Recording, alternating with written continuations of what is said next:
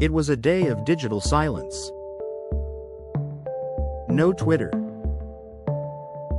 No Netflix. Even bank apps and emergency services went dark. On October 4, 2021, the internet broke in America. But it wasn't the first time. And it definitely won't be the last. In a country where over 90% of the population depends on the internet for work, news, entertainment, and safety, even a few minutes offline can feel like a crisis. But what happens when that digital lifeline collapses, not for one app, but for nearly the whole country? October 4, 2021. Around noon Eastern Time, Facebook, Instagram, and WhatsApp, three of the most widely used apps in the world, went completely dark. It wasn't just you. It was global. But this was no ordinary server hiccup. For nearly 6 hours, billions of users lost access to not just social media, but also business tools, smart home integrations, and even login services for other apps. The culprit?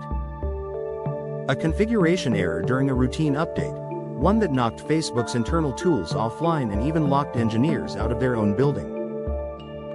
But the Facebook outage was just the tip of the iceberg.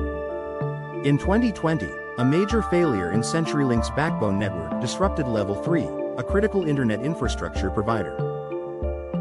That blackout affected Amazon, Hulu, Xbox Live, Discord, even 911 emergency systems in some areas.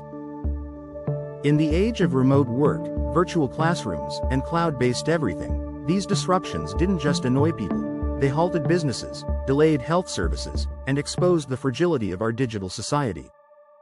So why does the internet keep breaking?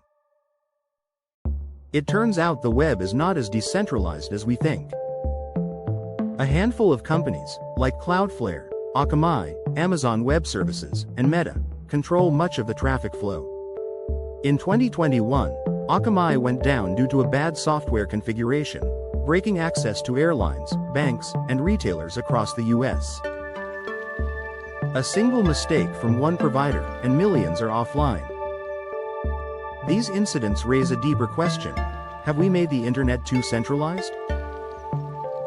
When one bug at one company can take down half the web, are we walking a tightrope without a safety net? An expert quotes, "It's like building a city with one bridge for access. If it cracks, everything stops."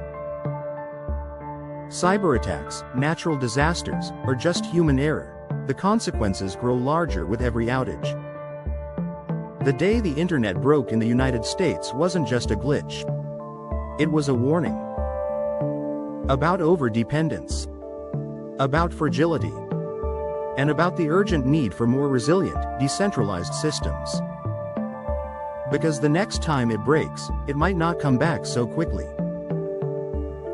Thank you for watching Global Storyline.